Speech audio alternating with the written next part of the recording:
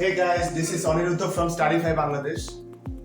আজকে আমরা ডিসকাশন করব অ্যাকাউন্টিং এর রেয়ামিল টপিকে একটা খুবই গুরুত্বপূর্ণ বিষয় নিয়ে।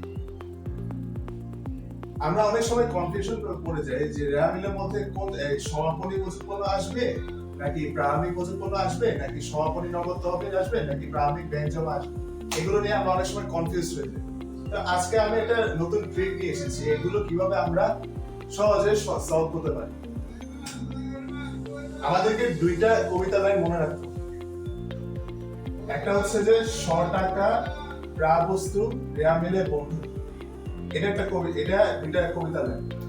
আর নথবা এটা যদি মনে থাকে, নথবা টাকা সবস্তু রেয়ামিলে শত্রু। আমি কবিতা দুইটা লাইন এক্সপ্লেন করতেছি। ফার্স্টে এটাতে আসে, টাকা দিয়ে আমরা কি বুঝি? সমাপনী, নগদ, ব্যাংক জমা, দেনাদার, প্রাপ্য বিল, এগুলো সব আমার রেওয়ামিলে আসবে। সমাপনী, নগদ, ব্যাংক জমা, দেনাদার, প্রাপ্য বিল, এগুলো সব আমার রেওয়ামিলে আসবে। দেন প্রারম্ভিক বস্তুর মধ্যে আমরা কি বলেছি? প্রারম্ভিক মজুত পণ্য, প্রারম্ভিক মণিহারি বা প্রারম্ভিক খাদ্য সামগ্রী, এগুলো সব রেওয়ামিলে আসবে, কারণ আমরা বলেছি টাকা প্রাবস্তু রেওয়ামিলে বন্ধু। আচ্ছা, দেন এই দুইটা লাইনে আসে। এই দুইটা লাইনের মধ্যে হচ্ছে কি বলেছে? প্রারম্ভিক টাকা টাকা সবস্তু রেওয়ামিলে সুখী।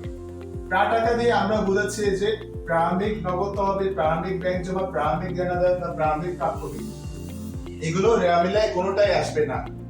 প্রারম্ভিক নগদ, প্রারম্ভিক ব্যাংক জমা, প্রারম্ভিক দেনাদার, প্রারম্ভিক প্রাপ্য বিল, এগুলো রেওয়ামিলায় কোনোটাই আসবে না। অথবা আর সমাপনী বস্তু, সবস্তু দ্বারা কি বোঝাচ্ছে? সমাপনী মজুত পণ্য, সমাপনী মণিহারি, সমাপনী খাদ্য সামগ্রী, এগুলো রেওয়ামিলে কোনোটাই আসবে না, কারণ আমরা বলেছি এগুলো রেওয়ামিলে শত্রু। That's all for today.